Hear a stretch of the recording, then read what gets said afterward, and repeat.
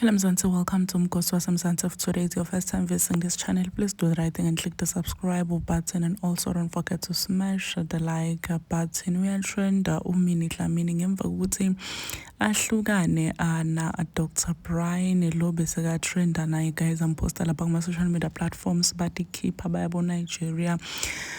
So people are actually making fun of umini ngemva kokuthi ahlukane naye Dr. Brian, saying ukuthi shame ugele.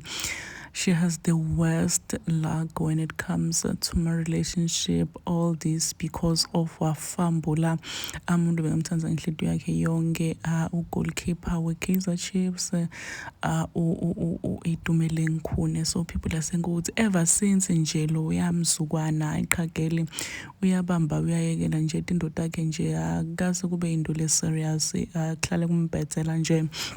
When it comes to my relationship. So Dr. Brian announced publicly wavuma ukuthi vele yena nami Dlamini they broke up. Uya confirm lokho, but the reason why bahlukene akusiyo lokushiwo maphepha.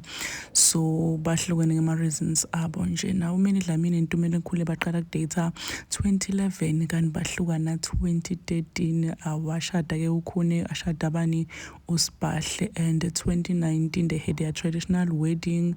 2020 baba nemntwana washada umini naye ashada uQuentin but divorce futhi 2022 sebanemntwana together, mntwana wemfana.